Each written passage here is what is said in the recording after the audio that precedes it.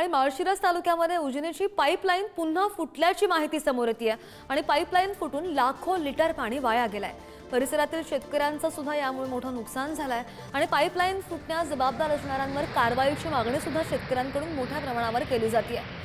कशा प्रकारे ही पाईपलाईन फुटलेली आहे आणि लाखो लिटर पाणी वाया जातानाची ही दृश्य बातमी पाहतोय सोलापूरमधून।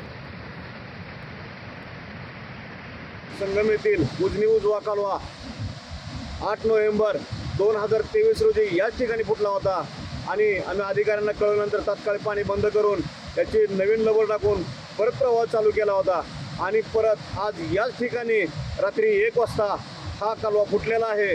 तरी मी पालकमंत्र्यांना आणि मुख्यमंत्र्यांना विनंती करतो की वारंवार याच ठिकाणी ही लबर का तुटली जात आहे, तर याची तात्काळ आपण चौकशी करण्यात यावी। या लबरा पाटबंधारे खात्याचे अधिकारी कुठून आणत आहेत आणि याचा मलिदा हे अधिकारी खात आहेत, तरी या अधिकाऱ्यावरती तात्काळ कारवाई करण्यात यावी। आणि या संदर्भात अधिकची माहिती घेऊन आमचे प्रतिनिधी माऊली डांगे आपल्या सोबत आहेत। माऊली, ही दृश्य आपण पाहतोय स्क्रीनवर, किती लिटर पाणी वाया जाते, लाखोनी पाणी वाया जाते लिटरनी, मात्र परिसरातील शेतकऱ्यांचं सुद्धा मोठं नुकसान होत आहे। उजनी कालवा बराच महत्त्वाचा मानला जातोय।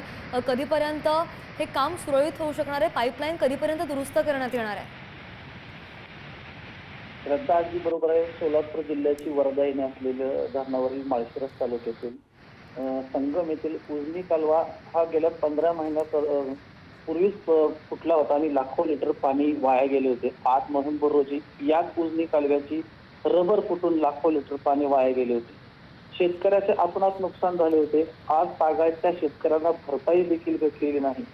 तीच रबर पुन्हा काल रात्री 14 नंबर पाईपलाईनची फुटून लाखो लिटर पुन्हा एकदा वाया गेलेले आहे। म्हणजे शेतकऱ्याचं आपणात नुकसान गेलेलं आहे।